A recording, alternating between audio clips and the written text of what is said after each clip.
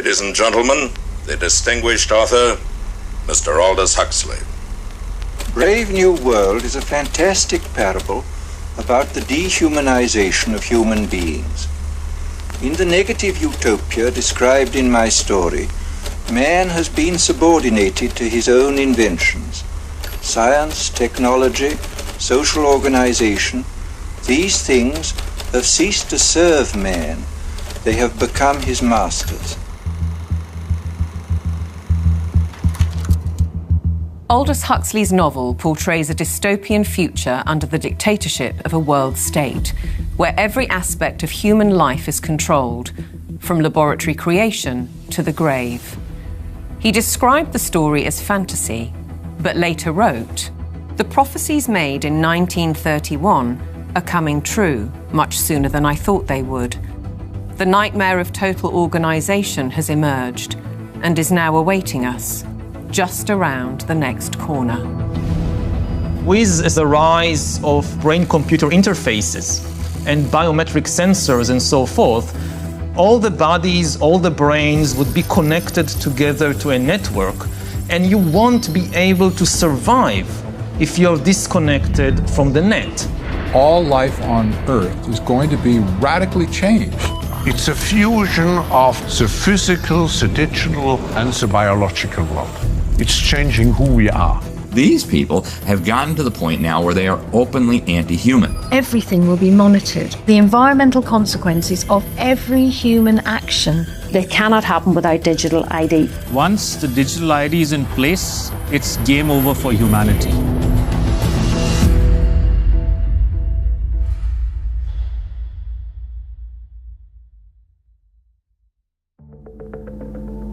The ideology of a world dictated through science is deep-rooted. Almost a century ago, a movement was established in the United States, preaching that the population should be governed by an elite of selected experts, scientists and academics, rather than democratically elected politicians. They called it technocracy. These engineers and scientists from Columbia University promoted what they thought was going to be the replacement for capitalism and free enterprise. It's not going to be price-based economic system. It's going to be based on resources and energy, control over energy. They thought that science was the answer for everything. They didn't have any spiritual bone at all. You know, they were very mechanistic in their thinking. The definition was clear. Technocracy is the science of social engineering, the scientific operation of the entire social mechanism to produce and distribute goods and services to the entire population. The movement was short-lived, but the principle never died.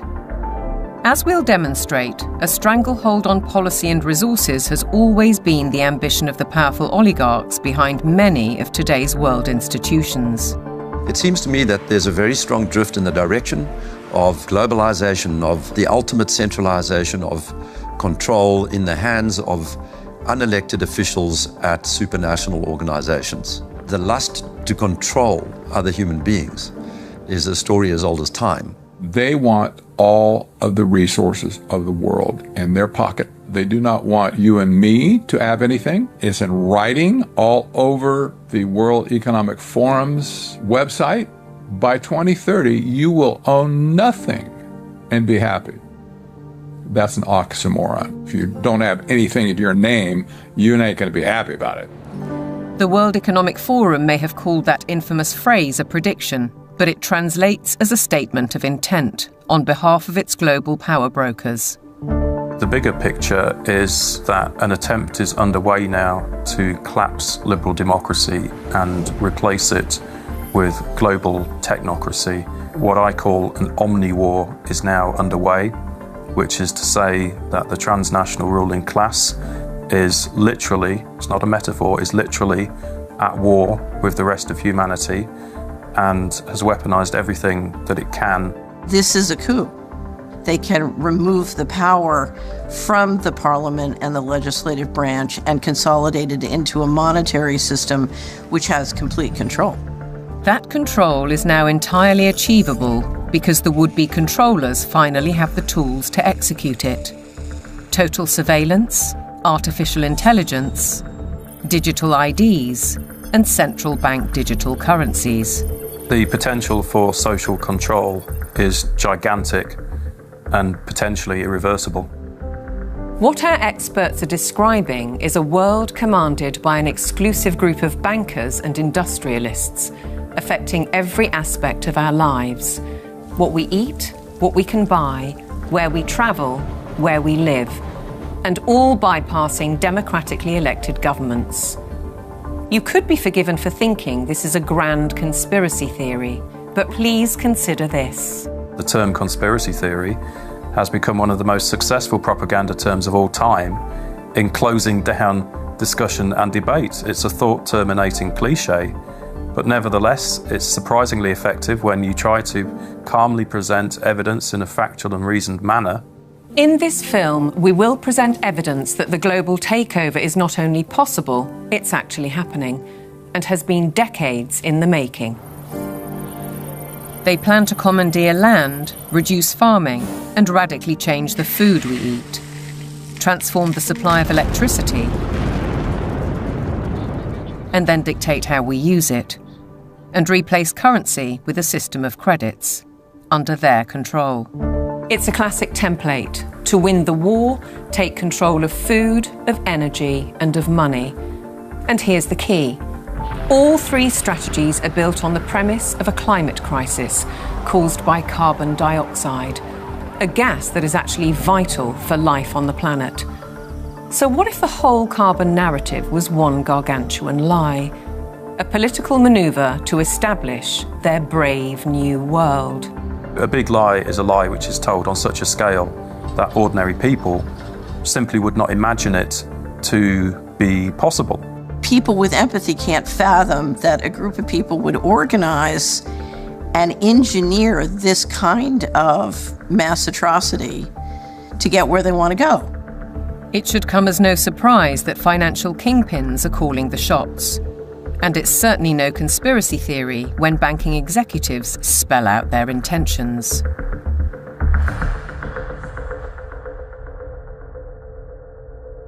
We are on the brink of a dramatic change where we are about to, and I'll say this boldly, we're about to abandon the traditional system of money and accounting and introduce a new one. And the new accounting is what we call blockchain. It means digital.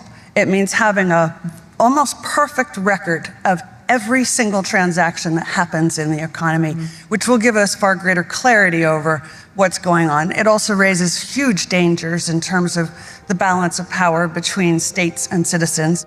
We are shifting to a new financial system, but the general population is not shifting to a new financial system. It's shifting to a control grid. CBDC can allow government agencies and private sector players to program, to create smart contracts, to allow targeted policy functions. For example, welfare payment. For example, consumption coupon. For example, food stamp. By programming CBDC, those money can be precisely targeted for what kind of people can own and what kind of use this money can be utilized.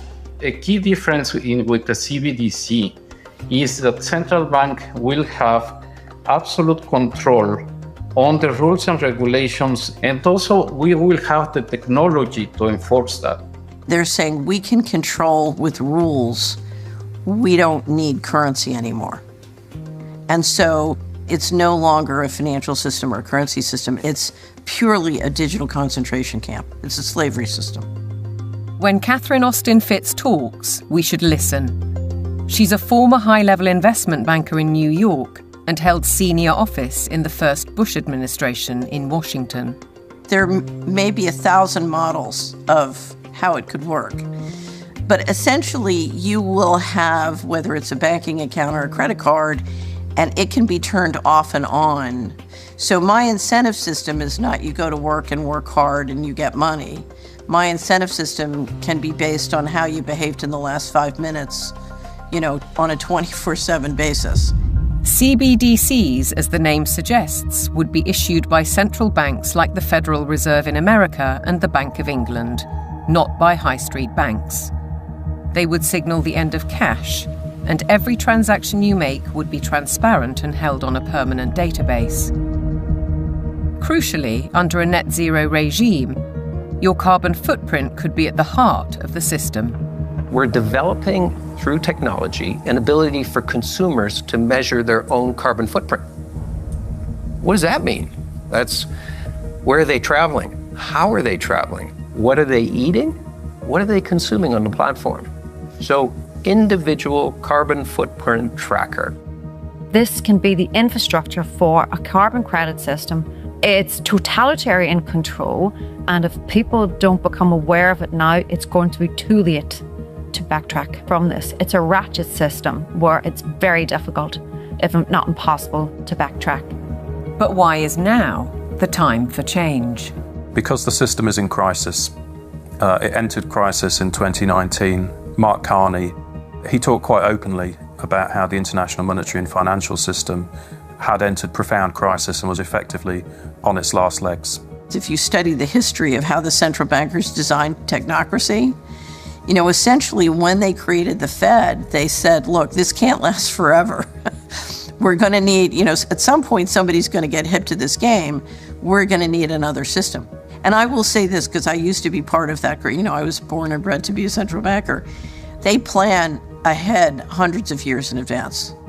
Predictably, the money brokers seem to hold all the cards. As a subtext, does the ruling class need to protect itself as artificial intelligence threatens mass unemployment? And what will happen to our existing assets if the banking system is collapsed and money disappears overnight? In an unknown future, one thing is certain. Digital IDs are essential to the project. If they become compulsory, data on every detail of our lives will be monitored, stored, and monetized. Nothing, but nothing, would be private. For younger people, often it's the case that they like technology, they're completely au fait with it, they enjoy it. So they don't see the dangers that technology can bring because, like a drug dealer does, you feed people, low levels of drug where it's all fun. And then later, when you have them addicted, you feed the hard stuff and that destroys their life. So in a similar way, all of this technology is currently pretty much nice, but when the central bank digital currency comes in and the control comes in and the censorship systems, then the younger people will realize all too late in many cases that they've walked themselves into a trap.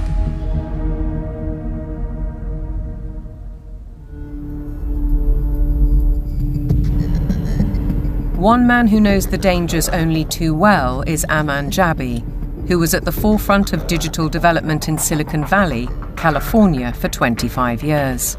He left when he recognized the dark side of surveillance technology, choosing instead the peace and beauty of Montana.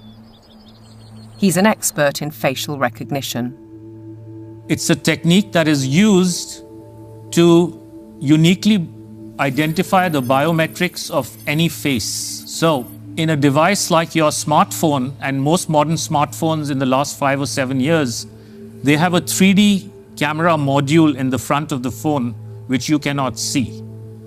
Within that module is a near-infrared projector, which projects tens of thousands of dots on your face. Those dots are then distorted based on the contours and the features of your face. And there's a near-infrared camera then takes a picture of that distortion, captures it, and then reverse engineers the exact profile of your face. In the longer term, facial recognition will be used to unlock your digital identity, which is going to be a tool of control for the agendas that are coming down the pipeline. Elements of that control are already with us. Alexa, good morning. Good morning. You are never alone in your home, and this is why. All your devices at home and all smart appliances, they are all connected on a wireless network. Many of these devices will have cameras, many will have microphones, and so they are monitoring everything all the time. Your smart appliances are communicating with the smart meter and sending it real-time usage data. If there's a Ring camera also in your home, a mesh network is formed and all your devices are being tracked within the home, its location, its usage, and all the data is going to Amazon servers. When you leave your home, all modern vehicles are connected to the internet, so your automobile is being tracked all the time. When you're going under a string of smart LED poles and smart LED lights on the highway and in the streets of your towns and cities, those form a wireless network and are tracking your vehicle. They are tracking all the devices on you, from smartphones to smartwatches when you're walking on the streets. So data is being collected 24/7 continuously on every human being whenever you are within these wireless networks. And it's obviously not good for health also because of all the electromagnetic radiation. In the long term, the plan is to pretty much lock up humanity in smart cities, which is kind of a superset of a 15-minute city. They've sold all the state and local governments and countries that smart cities are about sustainability and the good of the city. But in reality, the language from the UN and WEF and their white papers is all inverted. So, air monitoring is really about limiting mobility and no car ownership. Right? Surveillance, control via LED grid is why the smart lighting is there. Water management is about water rationing, noise pollution is about speed surveillance, traffic monitoring is about limiting mobility, and then, of course, energy conservation is all about rationing heat, electricity, and gasoline. Another concept one should be familiar with is called geofencing, and think of it as an invisible fence around you, where you cannot go beyond a certain point. And that will be related to your face recognition, digital identity, and access control. Your smart contracts, SoftBrick can turn off your digital currency beyond a certain point from your house. Our world has been turned into a digital panopticon. That means you can be monitored, analyzed, managed, and monetized. Surveillance capitalists are already making billions of dollars selling our information to big corporations, because this kind of detailed knowledge enables them to predict and influence our behavior. Worse, our children are being exploited. There are a lot of board games and other games that are already in the market and have been for over 2 years that have cameras inside and underneath these LED screens that are observing and scoring and emotionally calibrating the faces of all the children. So are all the iPads that they use in schools. They're all manipulating children's behavior by what they display on the screens. And child data is big business. There's a concept called social impact investing, which people should read up on. If your kids are in schools, they are already being traded on Wall Street in real time. They can bet on groups of kids whether they're going to be successful or not, whether they're going to become computer scientists or environmental engineers. So children have become essentially a commodity and have been for years with this system. And once it's fully in place, it is going to be used to fully control the behavior of children as well as how they behave with respect to, diversity, equity, inclusivity, etc. The Chinese have already gone one step further. Classrooms have robots that analyze students' health and engagement levels. Students wear uniforms with chips that track their locations. There are even surveillance cameras that monitor how often students check their phones or yawn during classes. These sensors pick up electrical signals sent by neurons in the brain. The neural data is then sent in real time to the teacher's computer. We've been drawn into this digital spy network in the name of convenience, connectivity, safety, and especially entertainment. The 3D world of cyberspace creates virtual lives that are often more exciting than reality. Why is this technology being developed? It's all for the culmination of this digital prison from which there will be no escape after all the switches are turned on. The critical switch would be the introduction of those digital IDs and central bank financial control, a world of zero trust. Zero trust is based on a simple principle. Never trust, always verify. Zero Trust is a protocol that is implemented by cybersecurity companies. And what it really means is we don't trust you, and you have to prove who you are all the time, 24/7. So think of it as going from a world of implicit allow to default deny. In tomorrow's world, once Zero Trust is implemented in, say, retail, everything will be behind plexiglass doors with a 3D camera, and it'll only be unlocked through your digital identity and facial recognition if you have the available carbon credits in your digital currency. If you've reached the limit of your allowance, it could be access denied. This would apply to fuel, to travel, to meat and dairy products, to clothes and other consumer goods. Because everything in life could be valued by its carbon footprint. Even access to the internet could be denied. So the new world of Zero Trust is really a world of locks. It's like an inverted prison. You are supposedly free to roam about, but everything you want to access is behind lock and key.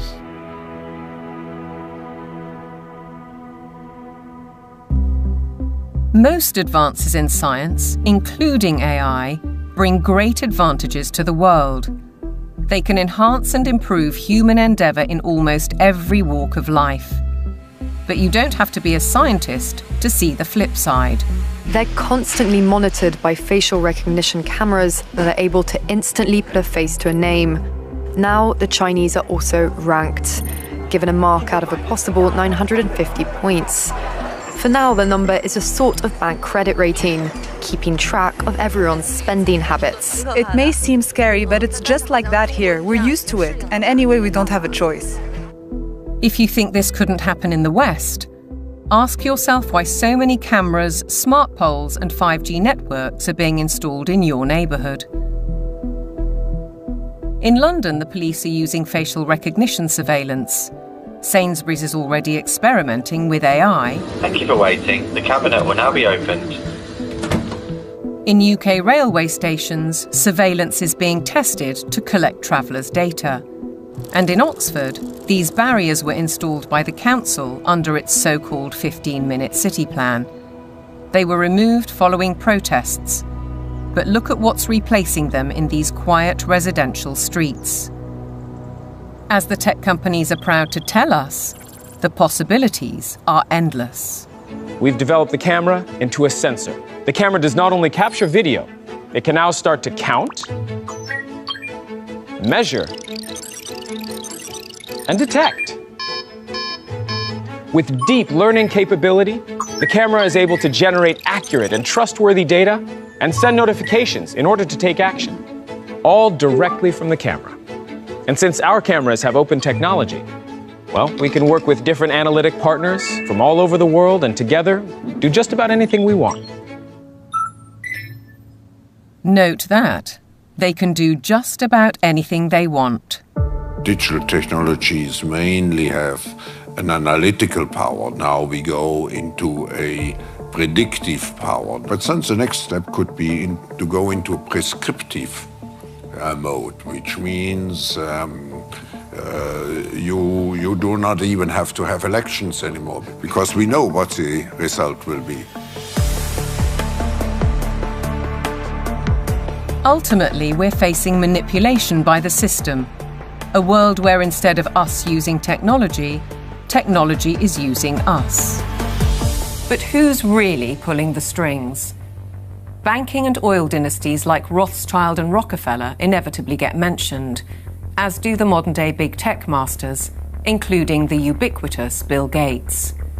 David Hughes takes a wider view. It's those who own the means of production, who are capable of magicking money out of thin air, who control the media, and all of the other means of production which have now been weaponized against the rest of the global population. Catherine Austin Fitts, the banking insider, adds a sinister thought. If you know their name, they're not at the top. Either way, it's a story of power, money, and manipulation by a small group of people who share common interests. and a belief that the world needs top-down control for maximum efficiency. As we'll see, it could result in the destruction of the farming industry in favour of laboratory foods, and a shortage of electricity because of the race to net zero. Net zero means the impoverishment of ordinary people. It means fundamental changes to their lifestyles, and the politicians are not being honest with the people about it. Surprisingly, the blueprint for transformation is woven into the United Nations Agenda 2030, ostensibly a vision for a better world.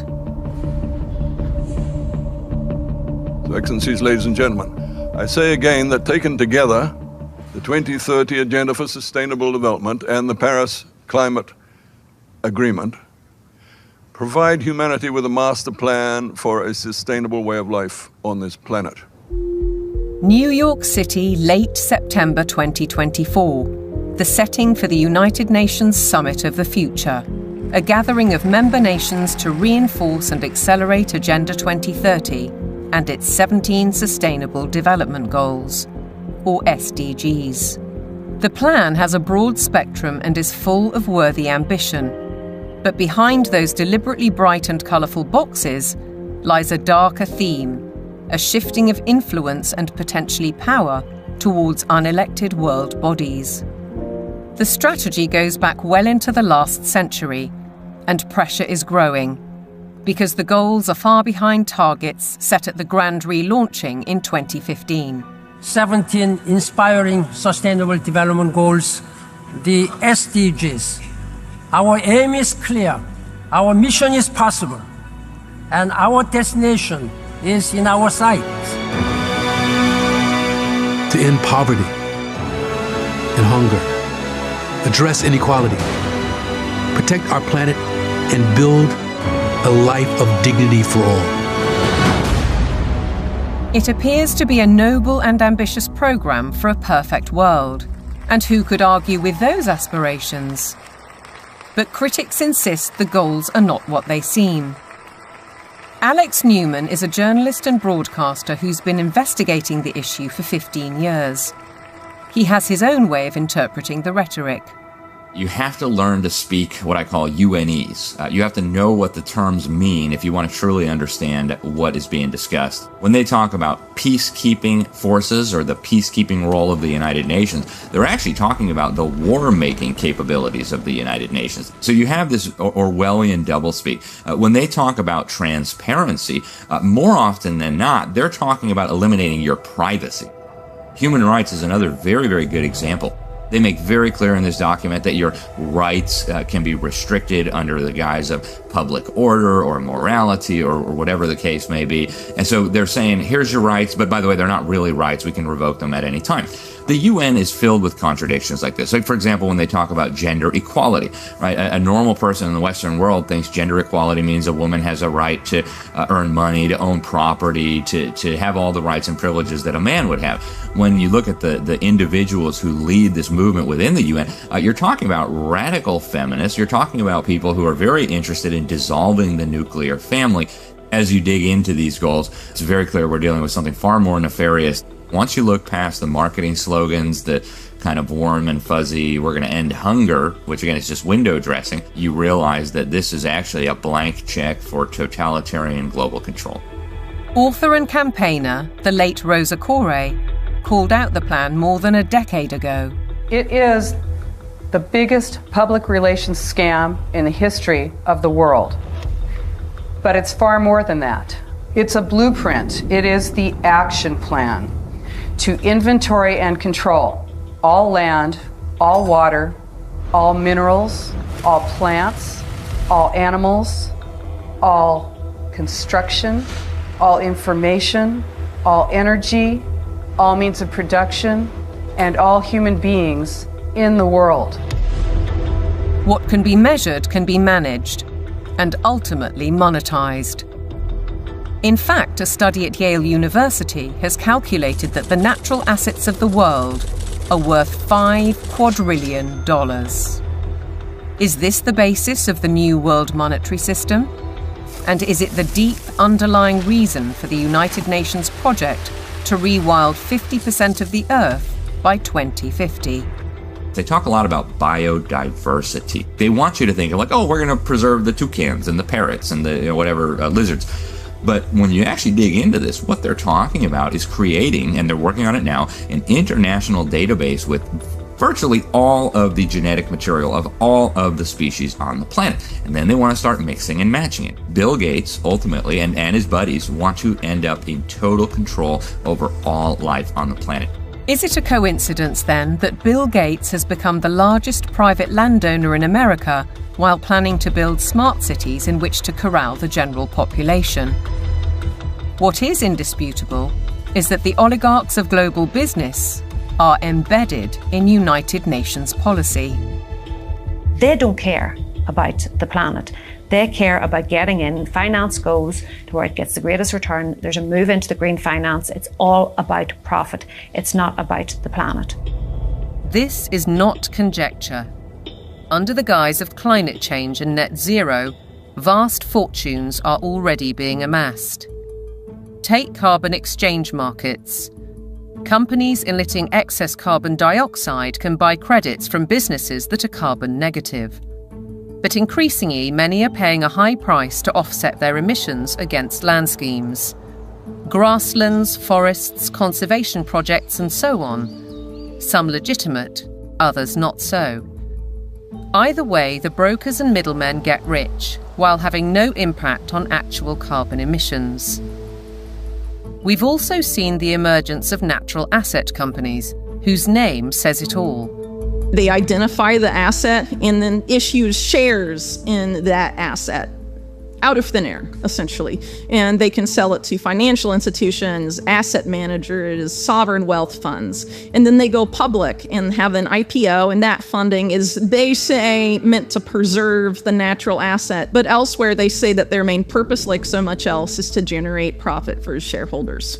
It has nothing to do with preserving the environment. That is literally just the talking point they think will stick and sell. We're all in it together. We got to save the planet, so let's allow the bankers to create a new racket that makes the natural world collateral. So if everything in nature is to be traded on financial markets, setting a value on the land we walk on and the air we breathe, why do we, the public, have no say? There's no route that an ordinary person can take to make a representation to United Nations. So it's fundamentally undemocratic. What it has done is build relationships with billionaires. Right from the start, the rich and powerful have enjoyed undue influence in the UN's inner sanctum. In fact, the Rockefeller family part-financed its headquarters in Manhattan. To hand you, Mr. Lee, my father's check. Thank you, Mr. Rockefeller. Between them, the Rockefeller family has funded hundreds of organizations and, as a consequence, spread their authority on civil society, institutions, banking, education, and global politics. The Rockefellers always believed in world governance. In the 1950s, their Special Studies Project report declared, "The UN stands, finally, as a symbol of the world order that will one day be built." In 1973, David Rockefeller co-founded a non-governmental organization which still carries international power today, the Trilateral Commission. Its stated objectives revived technocracy and in turn planted the seeds of the UN's Sustainable Development Agenda. They said at the time that they were going to create a new international economic order. It was all over the literature. The goal of the new international economic order was not to get richer in the sense of money. They knew even back then that eventually the fiat currency system of the world was going to disintegrate. So the goal became to actually capture the physical resources of the world. All wealth historically has come out of the ground. They wanted to take away everything that they could possibly take away from the nation states of the world and from private individuals of the world and stuff it into the global common trust where they would administrate it and they would be the ones getting licenses for the resources to turn around and make stuff. The financial kingpins have long seen themselves as masters of the universe, manipulating global affairs through institutions like the International Monetary Fund and the World Bank. Is Agenda 2030 the defining act for complete control? And how significant was the global response to COVID-19? As the world builds back from COVID-19, we have a once-in-a-lifetime opportunity to make investments that will strengthen the economy and improve public health, and fight climate change for generations to come. One might ask why the UN needs a multi-billionaire finance and media player as a special envoy, or why Mark Carney, the former governor of the Bank of England, who called for a new global monetary system, is the UN's special envoy for climate action and finance. And then there's Larry Fink, the boss of BlackRock, the world's largest asset management company. He's a board member of the World Economic Forum, and as we'll see, has driven the UN's goals through investment strategies for the past 20 years. All three are principles of the Glasgow Financial Alliance for Net Zero, a partnership with the UN. With the green economy worth trillions to corporations and investors alike, it's hard not to see a conflict of interests. Are the bankers raising money to achieve United Nations goals? Or are the goals a Trojan horse to change the world's financial control systems? Now consider the events at Jackson Hole, Wyoming in August 2019, only 3 months before the COVID outbreak. It's when Mark Carney delivered his call for change, and BlackRock proposed a new financial mechanism, Going Direct, which in principle allows central banks to channel capital direct to large corporations. So the central bankers got together in 2019, the G7 central bankers, and voted on the Going Direct Reset. And the Going Direct Reset, of which the COVID operation was part of it, has done a phenomenally excellent job of massively consolidating capital into central control. If you look at the COVID operation from a financial standpoint, it was absolutely clear that it was one way you balance the books. It worked. The major corporations like Amazon and others were allowed to continue business. Meanwhile, other businesses, particularly small and medium-sized entities, were deemed to be, quote, inessential. Many of them were put out of business. And so what we saw was a global wealth transfer of a reported $3.3 trillion from the working classes and the middle classes to this kind of super rich billionaire brigade. The people who ran the operation made an absolute fortune. It was economically, as a taking, it was a huge taking. And that included billions of pounds of taxpayers' money going to pharmaceutical firms for so-called vaccines.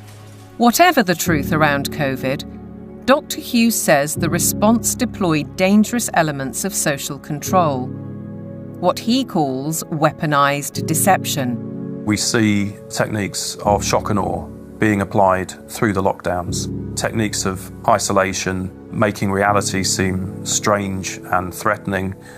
All of this helps to depattern the mind. These are all well-known military tactics. Look them in the eyes and tell them you're doing all you can to stop the spread of COVID-19. Stay home, protect the NHS, save lives. These are, in fact, very nasty and very vicious techniques which were deployed against the public of multiple countries at once.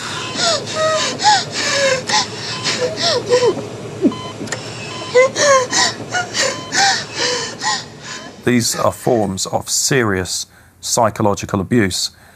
I think once the public starts to understand that, there's going to be a very severe pushback against everything that's happened. The general population cannot fathom the psychopathy of the vision that they're facing. So they can't fathom that a group of people would organize and engineer this kind of mass atrocity to get where they want to go. Be aware then of the World Health Organization, the UN's most powerful agency. Since COVID, the WHO has sought to increase that power to unprecedented levels through amendments to its pandemic treaty and the international health regulations. A key driver is its One Health initiative. One Health is a concept that was created to enable the WHO, with these documents, to take over jurisdiction of everything in the world by saying that climate change, animals, plants, water systems, ecosystems are all central to health. That places the Director General in a key position to influence world events, another potential conflict of interests given the WHO's financial backing, particularly from the pharmaceutical sector. Its accounts for 2022 show that an eye-watering 84%, or $3.656 billion of income, came from voluntary donations. The top 4 sources of these donations included the Bill and Melinda Gates Foundation and Gavi, a public-private vaccine alliance also heavily supported by Gates. People see the WHO as a benign organization, and there are still areas where the WHO does useful stuff. But the biggest focus now is purely on a tiny disease burden where investors can extract a large amount of wealth. This has shifted the WHO's focus very much to this emergency agenda, which is very false. Pandemics are very rare events. This is why we now have a WHO that promotes vaccines all the time, because that's what the money is coming in to support. So instead of being a World Health Organization, we have a World Vaccine Organization, and that seems to be the only thing they're touting. What's in the treaty has got nothing to do with health. It's a business deal focused on the most profitable business imaginable, pandemic profiteering. The other part of it, they're setting up a huge surveillance network. We're talking about $31 billion a year. They have to surveil for variants of viruses, and they will find them. They just have to decide there's a threat, not even a real harm. Experts are preparing for what is known as Disease X, or the next pandemic virus. They're creating a supranational, self-perpetuating pandemic industry. The latest scare is monkeypox, renamed Mpox, a disease highly unlikely to affect the general population. Nevertheless, the WHO has acted. The emergency committee met and advised me that, in its view, the situation constitutes a public health emergency of international concern. If you get to declare the emergency and then profit from it, there's a big problem, isn't there? It's essentially a build-out of big pharma, and the WHO is essentially looking to be their marketing and distribution arm worldwide. WHO! The people say no! WHO! The people say no! We're fighting for really the right to own our own lives. We're fighting for that freedom versus a sort of corporate authoritarian structure or medical fascist structure, which is what is clearly interests are trying to impose on us. Changes to the WHO's regulations are expected to be voted through in the coming months. As we speak, the UK government is fully behind them. Meanwhile, in common with many other global institutions, the WHO tries to silence criticism and dissent, branding it misinformation. The science, it says, is settled. Digital platforms are being misused to subvert science and spread disinformation and hate to billions of people.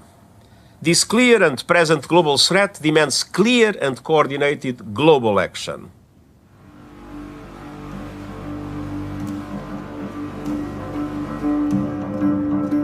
I have a little rule of thumb for diagnosing a centralization scam.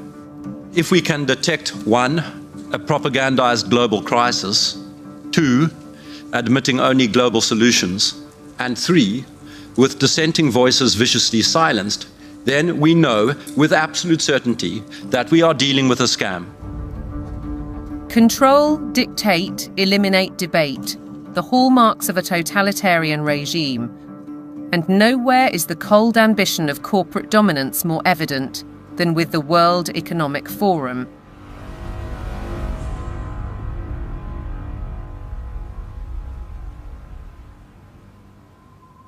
Klaus Schwab founded the WEF in 1971. His mentor was Henry Kissinger, statesman, political shaper, and close confidant of the Rockefellers. The organisation now employs 800 people and has programmes in business, academia, and in training future global leaders. It's far more than its famous annual meeting in Davos. Over the last 50 years, the World Economic Forum has blossomed into an enormously influential organization with all of the major corporations as stakeholders or trustees and all funding the World Economic Forum to ultimately fund the UN World Government Plans and Agenda 2030. Klaus Schwab is the public face of stakeholder capitalism, a planned system of central ownership and control that has little to do with democratic process and is uncomfortably close to communism. It's a partnership between global corporations, governments, and what Schwab refers to as civil society, NGOs, and so-called think tanks. The agenda is driven by finance, which gives the unelected and unaccountable oligarchs huge influence, if not control, over policy. The UK's Prime Minister, himself a one-time member of the Trilateral Commission, has already declared his interest. You have to choose now between Davos or Westminster. Davos. Why? Because Westminster is too constrained. And, you know, it's closed and we're not having meaning. Once you get out of Westminster, whether it's Davos or anywhere else, you actually engage with people that you can see working with in the future. Westminster is just a tribal shouting place. Starmer seems to forget that he is elected by the people, to serve the people through Parliament. That's his democratic duty. And while he refuses to listen to our farmers, he entertains the globalists in Downing Street and publicly doubles down on his philosophy. I'm determined to deliver growth, create wealth, and put more money in people's pockets. This can only be achieved by working in partnership with leading businesses like BlackRock to capitalise on the UK's position as a world-leading hub for investment. To underline the influence of non-elected, unaccountable policy drivers, consider this document from 2004. It was commissioned by the UN and produced by financial institutions, including the World Bank. It cited research by the WEF. The result was the emergence of environmental, social, and governance metrics, ESGs. The ESG is an attempt to turn financial power into governance without going through the democratic process, or without the normal process of making law. ESGs allow major asset management companies such as BlackRock to impose ideologies on businesses and consumers across the world through their investment strategies. BlackRock's billionaire chairman and CEO, Larry Fink, also a board member of the WEF, remember, is clear. You have to force behaviors. If you don't force behaviors, whether it's gender or race or just any way you want to say the composition of your team, you're going to be impacted. Now we get ethics, green ethics, racial ethics, gender ethics, driving corporate decisions about who may have money, what they may use their money for, and how they're going to behave in society and what they're going to do with it. This is a new form of political power that isn't accountable, isn't transparent, and it isn't democratic. We, the public, are being manipulated.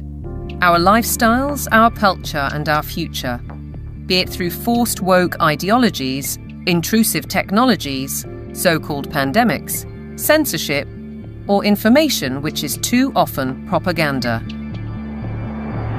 Your compliance is vital to the agenda. To impose global solutions, the leadership needs you to believe in global problems. Climate change is here, it is terrifying, and it is just the beginning. The era of global warming has ended, the era of global boiling has arrived. This stuff is so fantastically stupid. It's hard to believe that they're doing it. There is no climate emergency. That is a total scam. If they came out and said, hey, we want to destroy your economy, we want to destroy the middle class of your country, and then ultimately we want to make you a slave to a one world government, it just wouldn't be as appealing as saying we're trying to save the planet for future generations.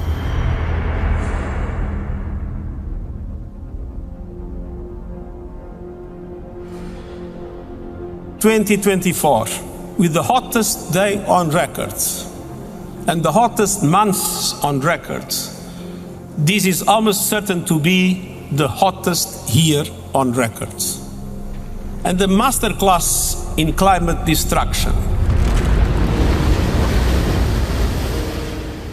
Statements such as that are amplified by emotional footage from all over the world. But is any of it true? I do not think there's a climate crisis, and I base that on all the evidence and the climate data sets that we build to answer questions just like that. We actually use satellites to monitor the global temperature, the true global temperature of the atmosphere.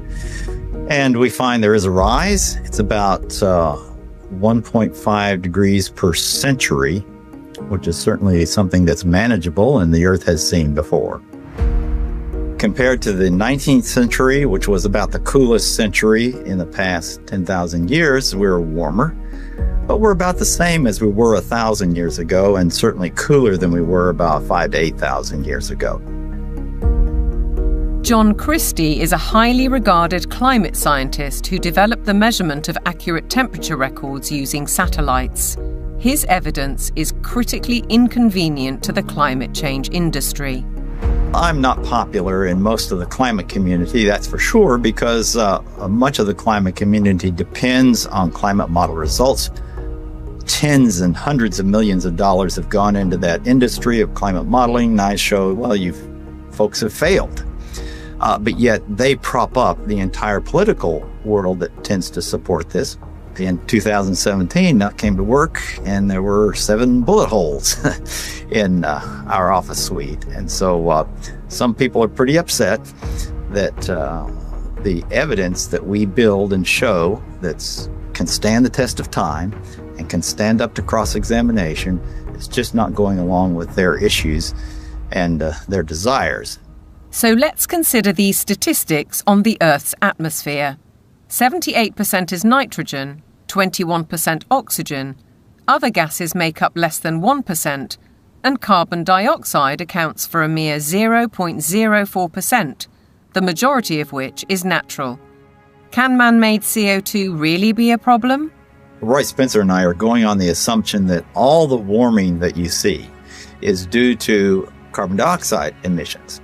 And so we find that that's a pretty modest warming. But see, that's a big assumption.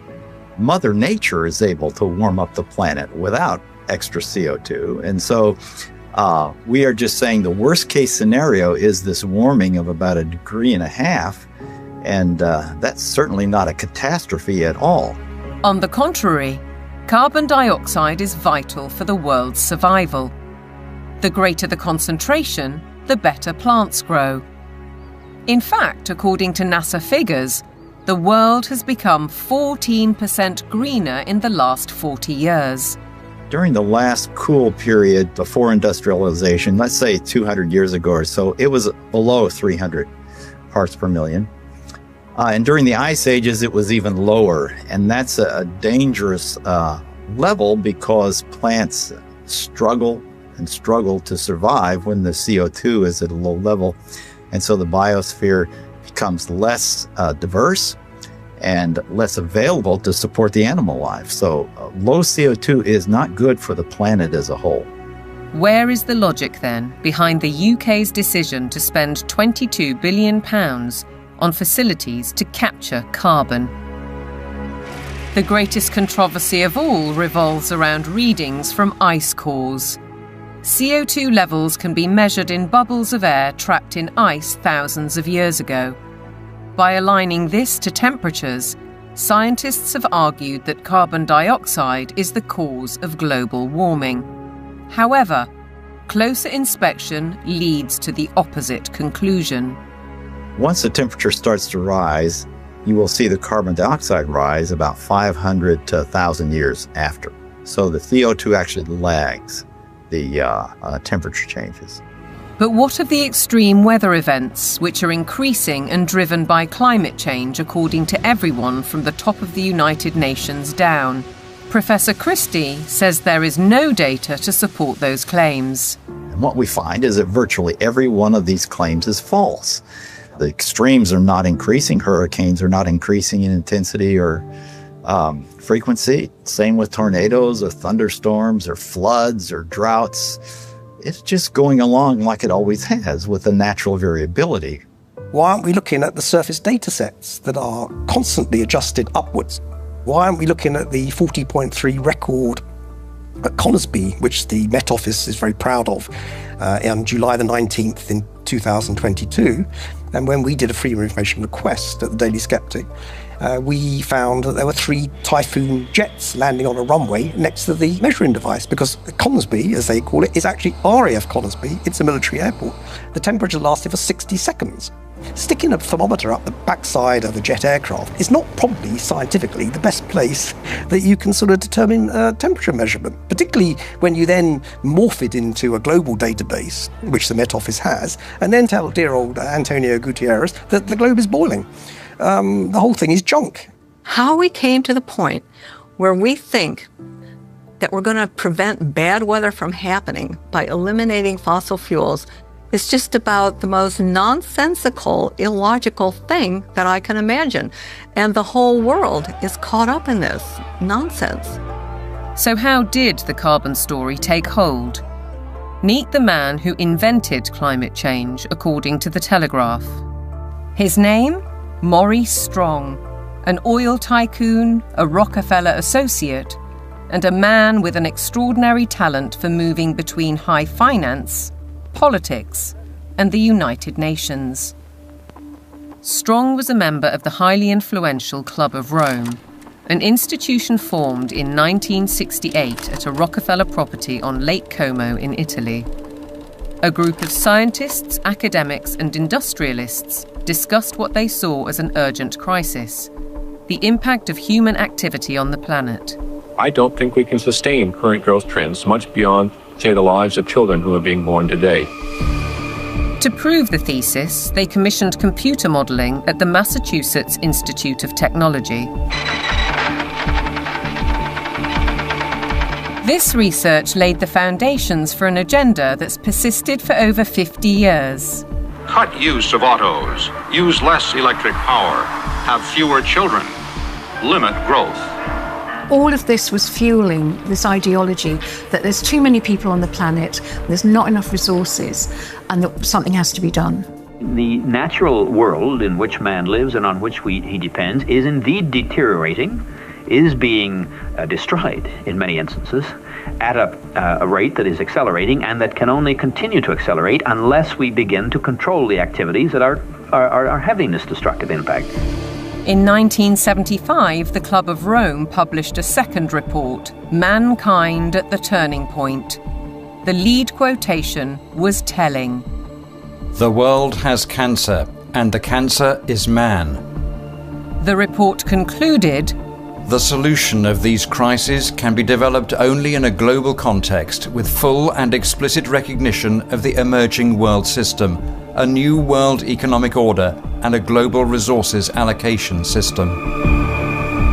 In other words, technocracy, top-down control of everything, including populations. But if that was the solution, a worldwide problem was required. Climate change provided the answer, as admitted in a later Club of Rome document. This is the quote from page 115. In searching for a new enemy to unite us, we came up with the idea that pollution, the threat of global warming, water shortages, famine, and the like would fit the bill. All these dangers are caused by human intervention, and it is only through changed attitudes and behaviour that they can be overcome. The real enemy, then, is humanity itself. It really does look as though they are inventing climate change there. They just made it up out of thin air, literally. That nobody really looks at that book and say, well, there you go. This has nothing to do with science whatsoever. They just made it up. Interestingly, in 1988, Maurice Strong had been instrumental in establishing the IPCC, the mainly political entity which endorsed a thesis by a small group of scientists that industrial carbon dioxide was driving climate change, and the IPCC has been locked into that theory ever since. Maurice Strong's masterstroke came in 1992, when as Secretary-General of the UN's Earth Summit in Brazil, he saw 179 nations commit to a world action plan, Agenda 21. We have been the most successful species ever. We are now a species out of control. Nobody would question the need for a cleaner environment and the protection of nature, and Strong's legacy lives on through the Kyoto Protocol, the Paris Accord, the current Agenda 2030, and the worldwide push for carbon net zero. But there are questions on his motives and his connections. He was behind the first financial carbon market and a founding director of the World Economic Forum. Surely a conflict of interests with his involvement in the IPCC. A skeptic might ask why nearly all research grants in almost 40 years have gone on developing IPCC carbon dioxide theories, while anyone who raises questions is ridiculed, cancelled, or has their career stalled. Funding for someone who wants to determine the natural variability of the climate system as an explanation for what has happened is just not there. I mean, the government is very clear that they want a catastrophic story. There is no single science paper that proves conclusively that humans control all or most of the global climate. If there was, you wouldn't hear the last of it. Instead, we get this call to authority to the IPCC, the United Nations Panel on Climate Change. Many more scientists and academics are speaking out against the IPCC. Almost 2,000 have signed a declaration stating that there is no climate emergency, including Nobel Prize winner Professor John Clauser, who wrote, "The popular narrative about climate change reflects a dangerous corruption of science that threatens the world's economy and the well-being of billions of people." We need to have a full and honest debate about the science, and it needs to be discussed in Parliament, it needs to be discussed in the media, it needs to be generally discussed, and we need to sort of bring the drains up, if you like, on all of the science to see what is there really a threat. That debate is highly unlikely, because the juggernaut of net zero careers on, with trillions at stake. What is certain is that the repercussions will affect the food we eat, ravage our countryside, and have a disastrous impact on our energy supply.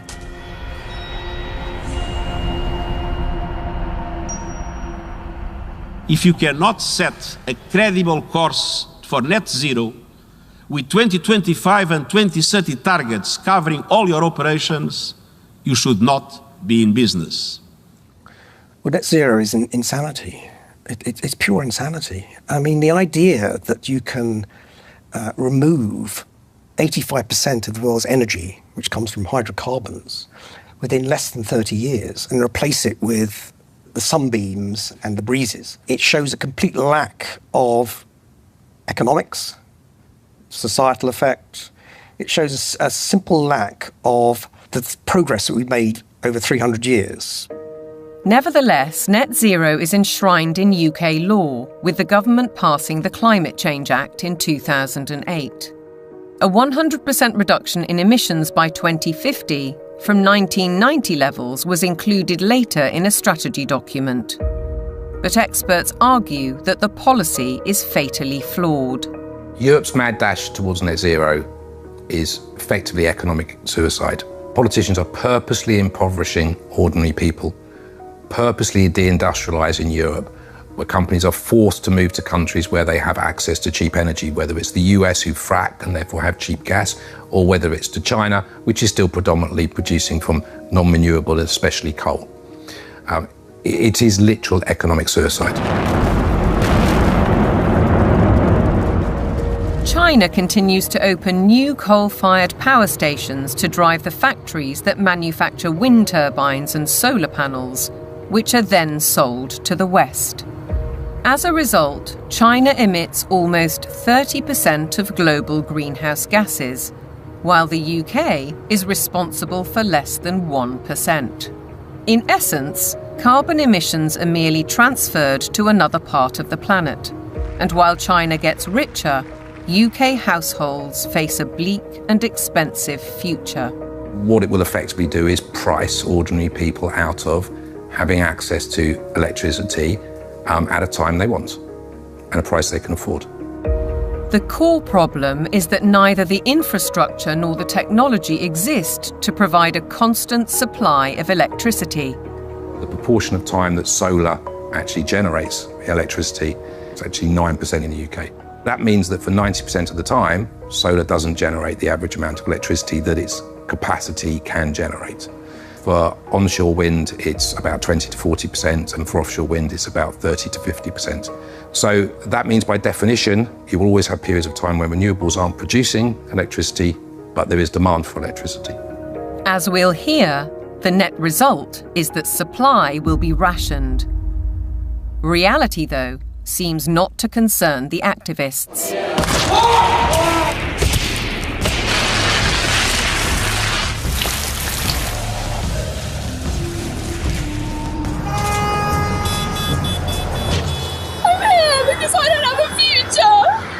I look at some of these hysterical youngsters and some of the hysterical oldsters as well, screaming about the climate is collapsing and all that sort of thing. And you think you haven't got a clue what would happen if you removed hydrocarbons. You haven't got a clue. You'd be back in service, like probably your ancestors were. You'd be skivvying on the land, in big houses with warlords, calling themselves aristocracy and all that sort of stuff. You want to go back to that? Fine. Get rid of hydrocarbons. Many of these apparently grassroots protest groups are backed by organisations such as the Climate Emergency Fund, financed by billionaires like the oil heiress Aileen Getty. And if they claim to be environmentalists, they conveniently ignore the bigger picture. Thousands of wind turbines are disrupting coastal waters, changing habitats, affecting marine life, and killing seabirds. Landscapes are being scarred by the production of lithium for electric car batteries, and by cobalt mines in Africa, where child labour contributes to huge corporate profits. How does the loss of thousands of square miles of farmland to vast solar parks meet the UN's biodiversity goal? And how helpful are wind turbines when they're blotting the landscape visually and through noise pollution, and disrupting wildlife in the air and on the ground? The glorious mountain terrain of southwest Wales is a stark example. It's a landscape breathtaking in its beauty, untainted and largely untouched by humans.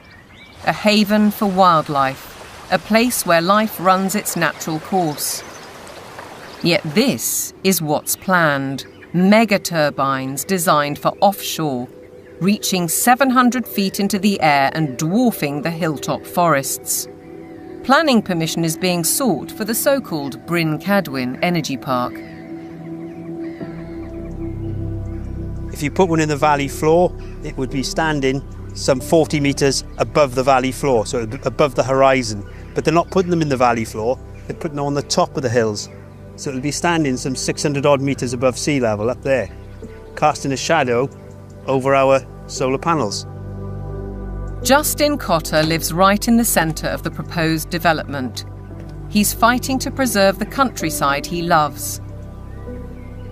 And across the mountain, Jason and Josie Barker are equally aggrieved. It feels very much like it's exploitation, using the climate crisis narrative as its supporting evidence. So it feels like it's being abused in a tremendous way, and there's going to be a lot of destruction done in the name of doing good, which really just seems utterly backwards. And if we really want to protect nature, then some of the best way of doing that would be to leave it well alone, especially in the wilder places, and let it flourish. We certainly found that being here. The more we've lived here, the more we've worked with it and encouraged it, the more it's come back.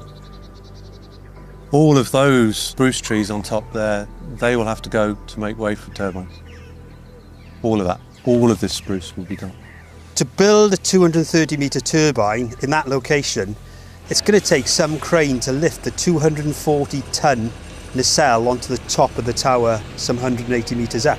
So they'd have to stabilise all the ground for the crane, stabilise the ground for the actual turbine, put in a concrete plug basically in the ground of some 1,000 tonne of steel, 4,000 tonne of concrete, just as a base. They'll need to be lit. It'll take away the dark skies. It's totally devastating. It would just be catastrophic damage and destruction. The roadways up through these valleys, the Welsh valleys, they're all twists and turns. They're going to have to straighten out the valleys. Where you've got steep hills, they're going to have to level out those hills. There's a 200-metre drop into the actual valley itself. So they're going to have to create gradients that machinery carrying 400-tonne loads can actually traverse and get up. The locals argue that there are much better ways of creating clean energy, such as solar panels on industrial sites. Areas of natural beauty should be respected. This is about preserving and protecting this sacred land. We need to speak up and protect the environment. It's just tremendous amount of damage in the name of saving the planet. It does make you ask the question of what is it we're actually saving if we're paving it over.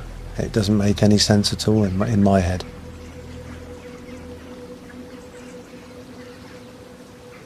The proliferation of turbines and solar panels certainly seems at odds with protecting biodiversity, and experts argue that the economics simply don't add up.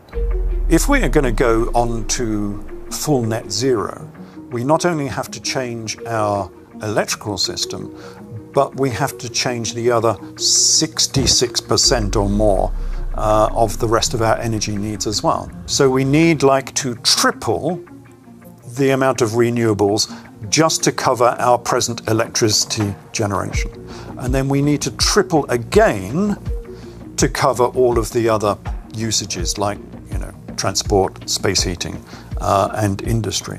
So it's almost a tenfold increase in the amount of renewable energy that we're producing.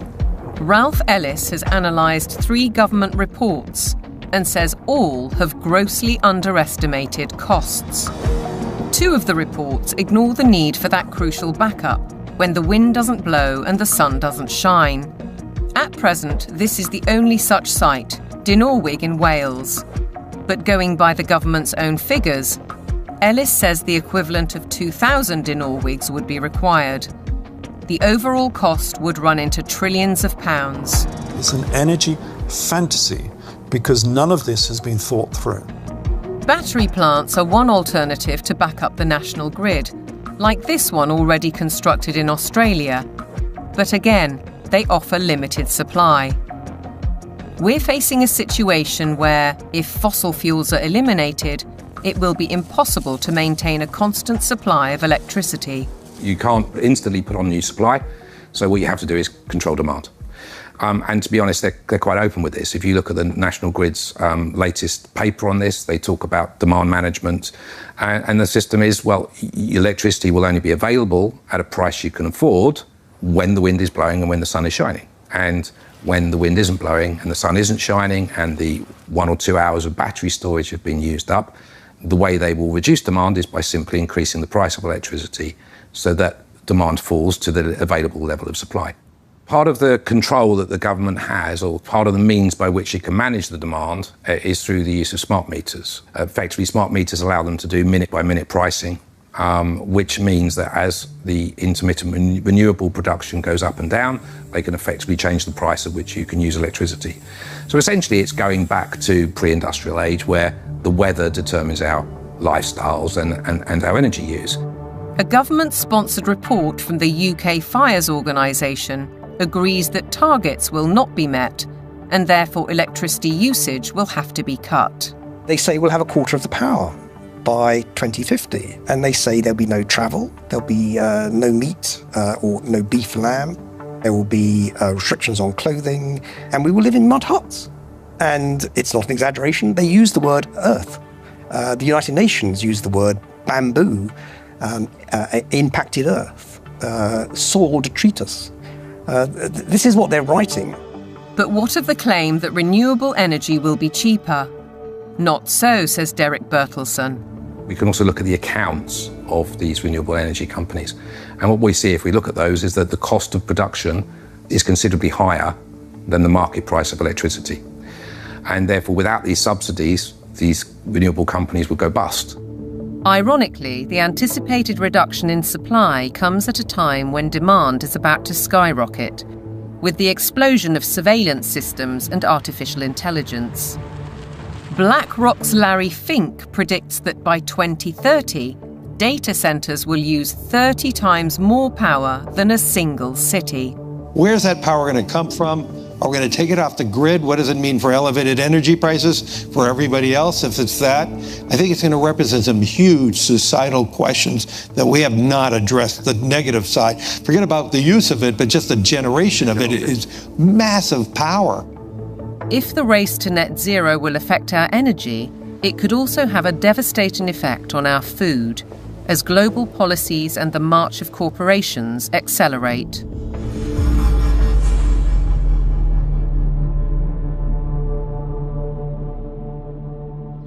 Farming has been at the heart of our lives for generations. But to the climate change advocates, suddenly it's a threat. A lot of people have no clue that agriculture contributes about 33% of all the emissions of the world. You just can't continue to both warm the planet while also expecting to feed it. Doesn't work. One thing John Kerry didn't mention was that farming and agriculture contributes 100% of the food that we need to eat. So that's a little kind of an important detail that he ought to have mentioned. And I think what we're dealing with here is actually a global war on agriculture. I believe they are demolishing our food infrastructure, partly to cause a crisis, right? And I guarantee you, mark my words, we're going to be in a food crisis and they're going to say it's climate change.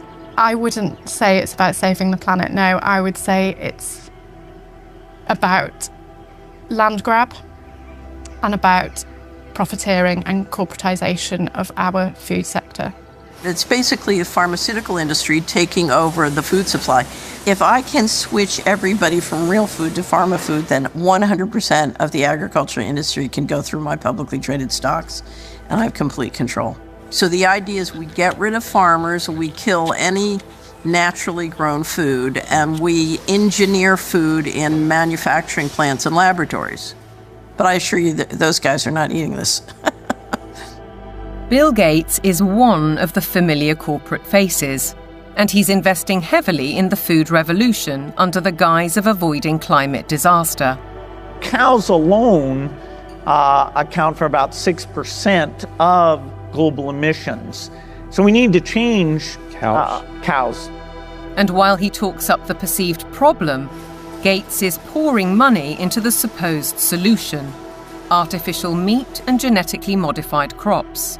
Crucially, anything that is invented or altered can be patented. The core of his agenda is he wants to do in agriculture and pharmaceuticals, by the way, what he did in the computer world. True power, massive, incalculable wealth comes from owning intellectual property and then monopolizing it. They want to make it so that every single organism that is used for food is ultimately under their control, either through the 3D printing or through this genetic manipulation.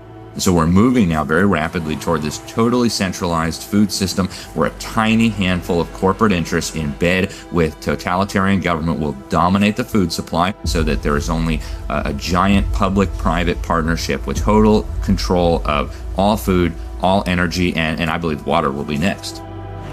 While the global machinations continue, thousands of farmers fear for their livelihoods. And the new UK government's first budget has multiplied those fears. By reducing relief on inheritance tax, they're penalising those who would want to pass their farms to sons or daughters. The National Farmers Union described it as a disastrous budget for family farms that would snatch away the next generation's ability to carry on producing British food and see farmers forced to sell land to pay the tax.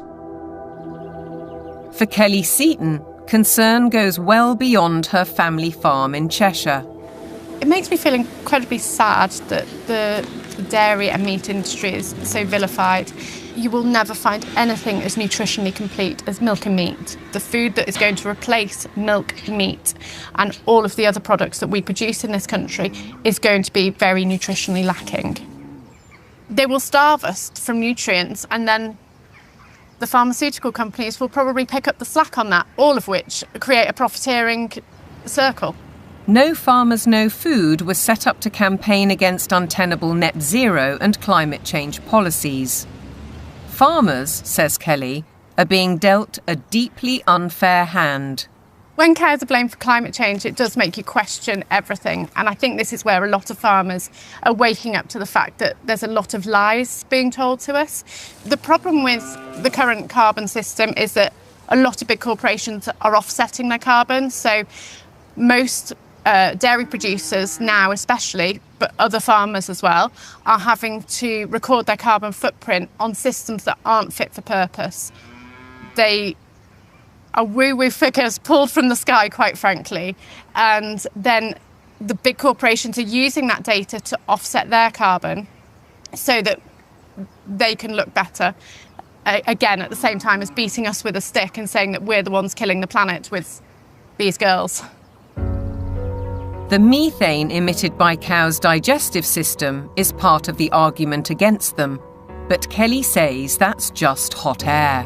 The grass that they eat would produce the same amount of methane whether they ate it or not. OK, they do speed that up, but the other thing they give us is this, muck, which we put on the fields to fertilise the fields and reduces our reliance on buying in fertiliser.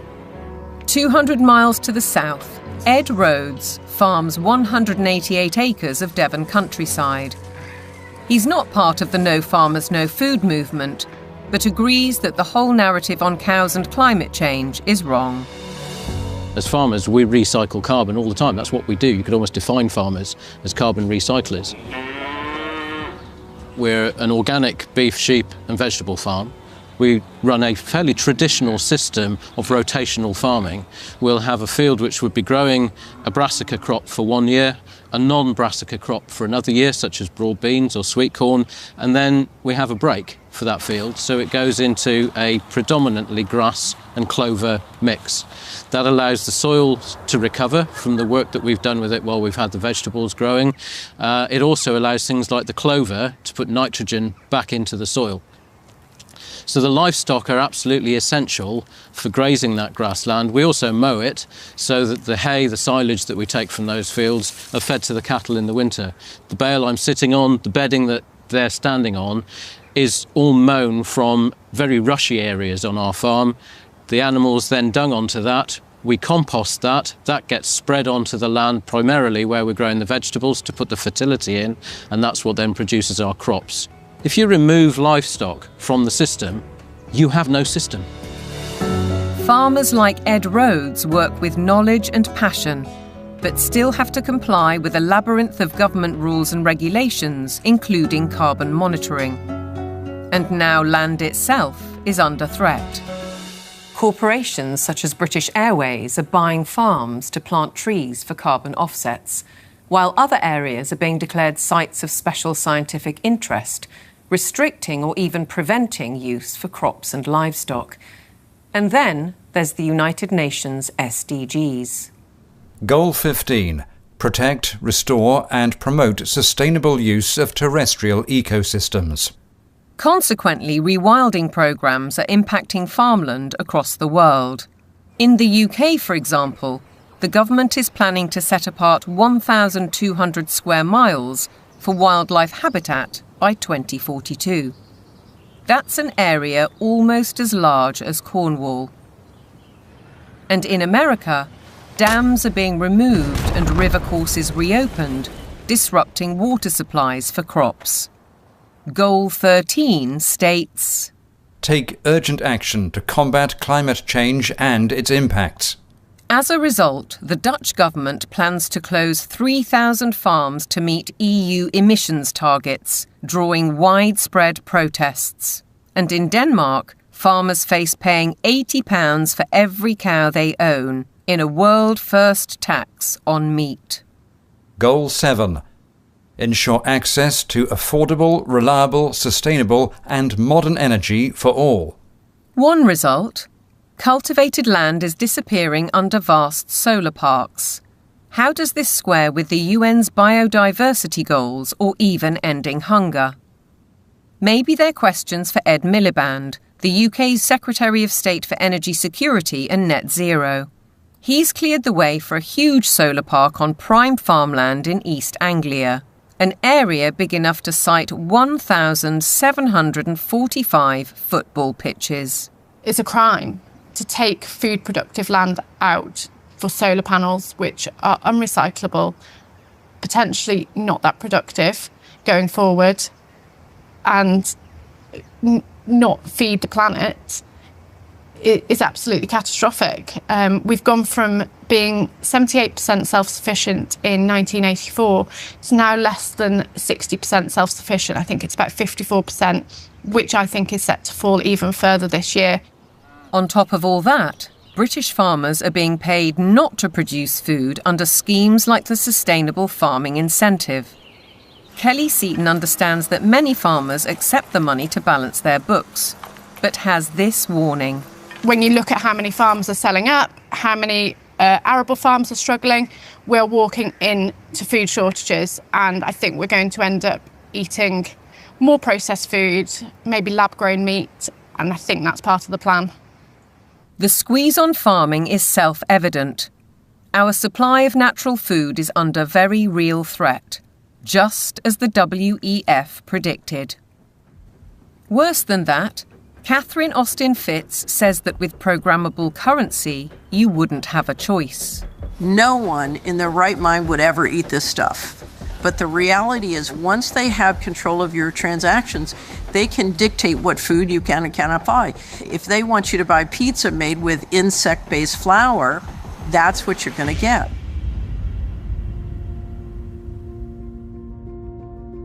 There's an energy crisis.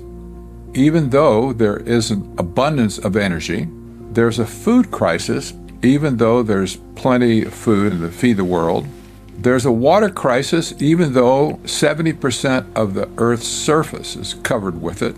There's an air crisis where CO2 is declared the enemy of mankind, even though it's necessary for life to exist on Earth. There's a resource crisis, even though there are abundant resources to support everyone. What's with us here, you know? Who created all these crises? They did it. Just as clear as the nose on my face.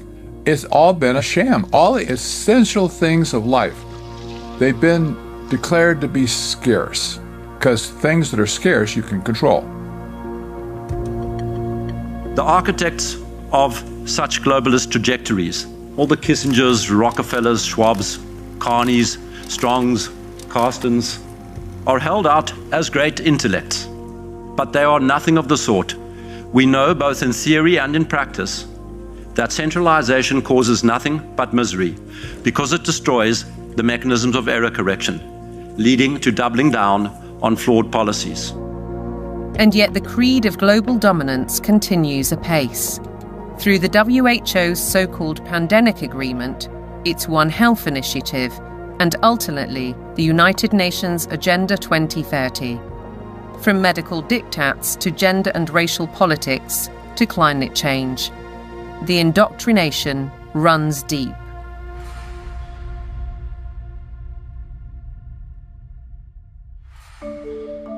Local councils have been sucked in by the tentacles of global power, encouraging them to spend vast amounts of time and taxpayers' money on climate schemes, without challenging the rationale. Local councils have taken these actions because they are part of or lobbied by a network of green organisations throughout the United Kingdom, for example, UK 100, there's also C40 Cities, and there's the Global Covenant of Mayors. And these organisations require local authorities to sign pledges that say they're going to ban cars from streets, we're going to make people vegetarian, and we're going to restrict certain forms of trade faster than is required by national government. They've been able to do this because democratic engagement at the local level is so weak. The voters' decisions are completely outweighed by the influence of the green blob, essentially. One organisation, Climate Emergency UK, has introduced scorecards, a league table to compare the progress of councils. It brings both pressure and opportunity. Environmentalism creates the idea that a local councillor is a planet saver. And of course, there are organisations that, like the UK 100, that are going to flatter people in that position. They're going to indulge those people and say how important they are, whereas most of the rest of the public are going to probably see them and say, what the hell are you doing? Ben Pyle emphasises that such organisations are not grassroots initiatives. Civil society has been bought and it's been organised around the interests of its billionaire philanthropists. Newspapers and television also consistently push the same story. We've been hearing about the threat of climate change for decades, but now we can't ignore it. Here, the climate crisis is very real, and it is getting worse. What mainstream media does in following this narrative is that they exclude vast areas of climate science. They exclude all the sceptical scientists. By the BBC, which has done it for 20 years, saying that you cannot have any other view apart from the settled narrative, is doing an enormous disservice to science. Journalists and broadcasters are schooled in the carbon doctrine by organisations such as the Carbon Literacy Project, which claims to have trained 1,000 BBC employees. Meanwhile, Sky joined forces with the psychologists of the Behavioural Insights team to produce this initiative: How the Power of Television Can Nudge Viewers to Decarbonise Their Lifestyles. The recommendations included: give green content more screen time, more salience in plots and scenes. Use kids' content to encourage positive environmental behaviours amongst children and their parents. How then can we possibly expect impartiality in reporting? Rather, we're served with propaganda, statements that nobody seems willing or able to question. It is unequivocal that human activities are responsible for climate change. I can take current media and almost any climate story I can write, I think, a very effective counter. It's like shooting fish in a barrel. This is endemic to a media that is ill-informed and has an agenda. The agenda is to promote alarm and induce governments to decarbonize. There's an organization called Covering Climate Now, which is a nonprofit membership organization.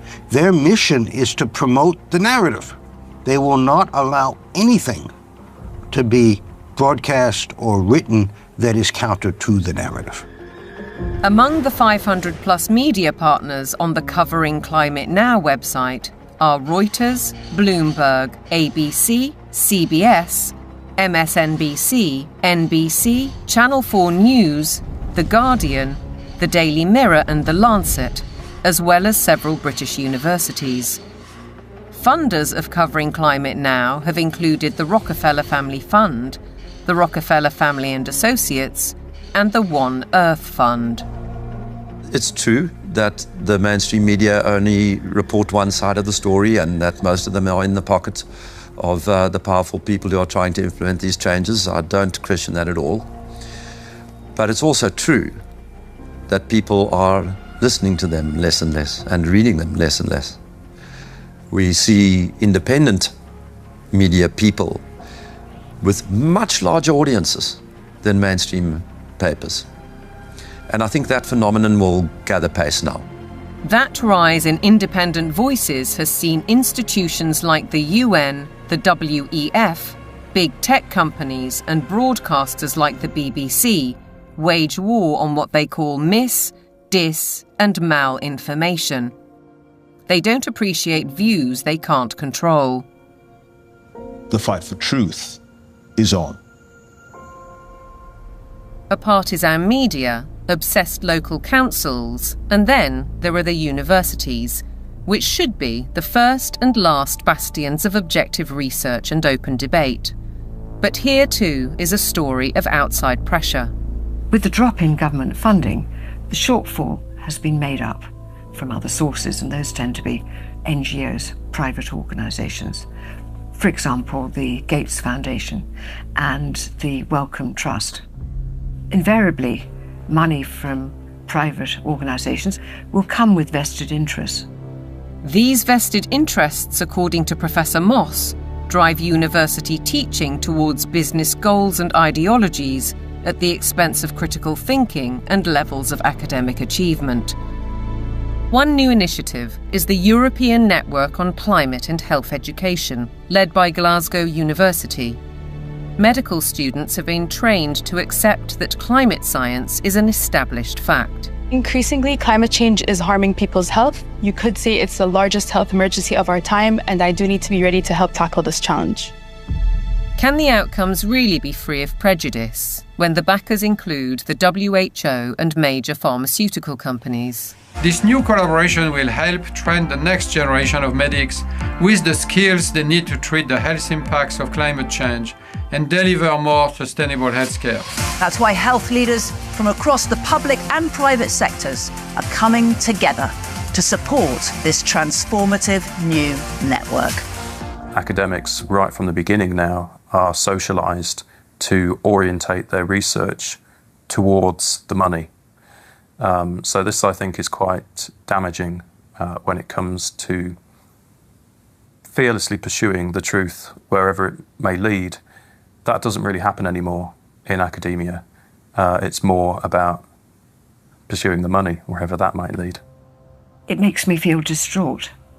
It makes me feel that the whole purpose of university learning has been subverted. The influence and ambition of big business, the mission creep of so-called woke thinking, the cancel culture, the suppression and smearing of those who dare to question.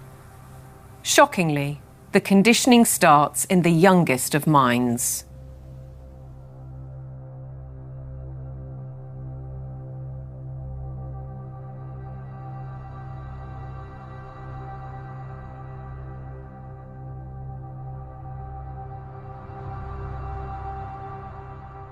All aboard for global goals! This year, Thomas and his friends have teamed up with the United Nations. The world of young children is supposed to be one of innocence and joy, but it's been permeated by the global ideologies of the United Nations. If you go to goal number 4, it deals exclusively with education. And when you think education, recognize they're talking about indoctrination. The Sustainable Development Goals. Under the surface of it all is this effort to bring all the children of the world into this one world globalist system. And what's so remarkable about this to me is that it's not even hidden anymore. Take part in the global movement to save our world from being destroyed. How will you fight climate change? Try meat-free meals. Reduce your electricity use. Give your clothes a second chance. We die! It's kind of your fault! And you can never ignore Greta. The eyes of all future generations are upon you. And if you choose to fail us, I say we will never forgive you. I don't want you to be hopeful. I want you to panic. We want action. We want justice. Let's fucking want action. And we want it now. No more coal, no more oil. Keep your... I want you to feel the fear I feel every day. I want you to act as if the house was on fire, because it is. This propaganda relentlessly promoting fear in various ways, be it disease, be it climate, I think is having a very damaging impact on young people's mental health. The disasters that continue increasingly to afflict the natural world have one element that connects them all: the unprecedented increase in the number of human beings on the planet. We're asking children to believe they are a scourge on the planet. I have a problem with children believing they shouldn't be here from the off. How are we ever going to encourage them to have strong mental health and emotional well-being if they believe that their birth is a disaster for the planet? That's not encouraging them to be productive citizens who are making an active contribution to society if they've got to apologise for their very existence. I think it's very dangerous, and I think we need to reverse that as soon as possible. The indoctrination of children is further evidenced across their learning. Objectivity and freedom of thought are being stifled by the persistent pushing of agendas. I undertook a study of secondary school textbooks to see what children are being taught. And what I found was extremely shocking. I found unqualified acceptance of climate change, the wonders of vaccines, GM foods, and very few counter-arguments were presented. If you cannot produce this information that's in the textbooks, you cannot succeed in the school system. If a student undertaking a geography exam, for example, doesn't talk about man-made climate change, then they're very unlikely to hit the top marks. Is it not surprising that the phrase critical thinking actually only occurs in relation to two subjects? One is art and design, and the other is history. Other than that, it's completely absent from the national curriculum. If we have a dumbed-down syllabus, we're actually stunting children's brain capacity and brain potential. While parents may not be fully aware of these issues, many are concerned at the growing trend of gender politics, including transgendering. One former head teacher says his local authority advised teachers not to use the words boy or girl for fear of misgendering anyone. The Department for Education as well has really subscribed to this kind of woke ideology, so there's almost like brownie points for the more woke you can be. Why do you have makeup and lipstick and glitter on? Because I think it looks pretty. Oh! You don't think it looks pretty? What schools have done is employ third-party agencies to deliver material for which the third parties most certainly have a vested interest in. And I wouldn't have a problem if it was I'm there in school to ask children to accept me as I am. That's fine. We all need to be tolerant and liberal in a diverse society. My problem is that what they're actually doing is more a form of evangelism, which is this is who I am and you might be too. In my heart, I've always known that I'm a girl, Teddy, not a boy, Teddy. I wish my name was Tilly, not Thomas. Language carries so many meanings and messages, and if schools are encouraging social transitioning, that's not a neutral act. That's a significantly impactful act. Dr. Fraser is also highly critical of the World Health Organization's recommendations, suggesting that 4-year-olds should learn about sexual stimulation. It's harmful. They don't need to know it, and in fact, for those children who are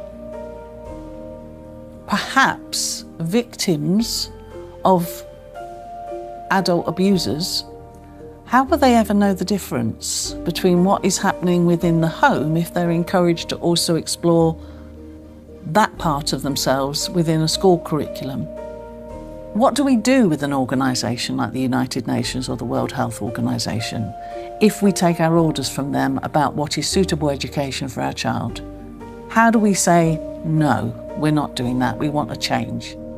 Teachers are sent on courses to embrace the diversity dogmas, and many buy into them. But Fairclough says that those who don't keep quiet for fear of reprisals. It's a dereliction of duty. It's a dereliction of their legal as well as their moral duty to safeguard children against harm. I can certainly say I feel very let down by the teaching profession because I am not hearing people speaking out on behalf of the children. A one-world dictatorial education, a dumbing down in the classroom, fluidity of gender, the impact of technology. Are our children being groomed for a life in the digital prison? Today, nobody has any idea what to teach young people that will still be relevant in 20 years.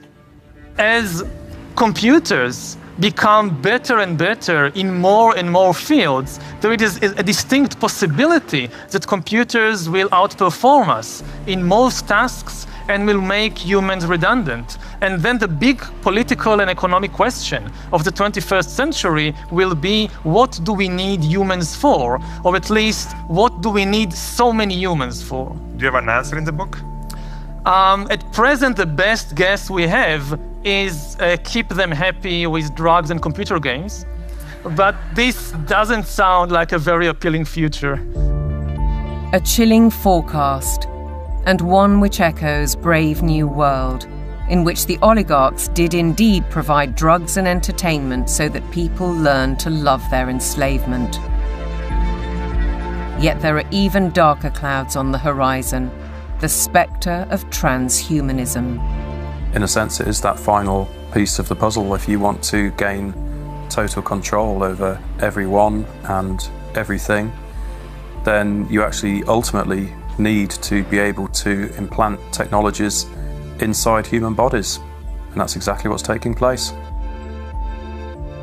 Artificial intelligence, the metaverse, near space technologies, and I could go on and on. Synthetic biology. Our life in 10 years from now will be completely different, very much affected, and who masters those technologies in some way will be the master of the world. These modern technocrats seem wedded to science and technology at the expense of our human spirit and ingenuity. They aspire to a data-driven world which is robotic and predictable in every sense, with no room for creativity or individual choice. But if the goal is, and always was, population reduction, maybe they're right on track. We feel too afraid to have kids because we feel that we're heading towards civilization breakdown. People under the age of 35 are more likely to report climate change as a reason not to have children. I've decided not to have kids to do my part for climate change. If I don't think the future is worth anything, then I'm not going to have children. If I think it is worth something, I will have children. I think these ideas have spread like bad viruses, and there's been a lot of investment in promoting some extraordinarily weak ideas. Sitting at the top of all of these very bad ideas is one giant one, which we can call anti-humanism. Transhumanism, the trans phenomenon, net zero, lockdowns, population reduction, all of these ideas are basically the ugly stepchildren of anti-humanism. They are, as I read it, essentially two competing ideas in the world at the moment. One is that humans are the best feature of the observable universe, the only creatures capable of creative thought and generativity and of creating explanations for how reality works, that humans ought to be revered and ought to be cherished, that we should plan for their flourishing, that we should be planning for the flourishing of as many people as possible, that human agency ought to be respected, that civil liberties ought to be respected, and that the imposition of top-down, one-size-fits-all policies on humanity is completely incompatible with that kind of worldview. Set up against them are people who regard humans as the scum on the surface of the little blue dot, people who regard humanity as some kind of blight, people who believe that the earth needs rights to protect it from these horrible humans. And I think it is a deeply sad reflection of the state of our societies that so many people live in the latter camp, but I'm definitely not one of them.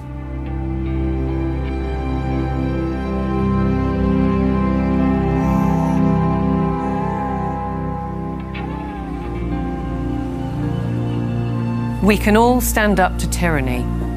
We can and must fight for the things that truly matter. The people we love, the fairness we'd like to see, and the personal freedoms we'd like to experience. We should not be bullied, nor should we accept the influences of those who would split our society, be it by race, by gender, by culture, or anything else we hold dear.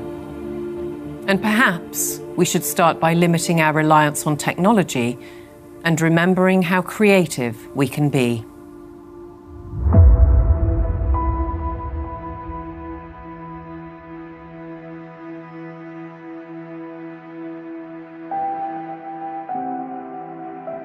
Once you've seen it, you can't unsee it. You can't go backwards. So what that means is that over time, more and more people are starting to see this now. The powers that be have no choice but to keep pushing forward for their global technocracy. They're the ones who are attempting the controlled demolition of liberal democracy. They have only one route they can go, and they are tobogganing towards disaster. On the other side, we the people have no choice but to fight back against all of this. I don't expect that we're going to just be able to tell the truth indefinitely without consequences, but we must continue to do it. We must, for the sake of our children, for the sake of humanity, for the sake of generations yet unborn. We have no option but to stand against this evil. If you look at where this thing is going, I'm not going there, okay? And whether God takes me out or the leadership takes me out, I don't care. I'm not going there. And the only way we cannot go there is if we can find a better pathway. And the only way we're going to find a better pathway is with transparency.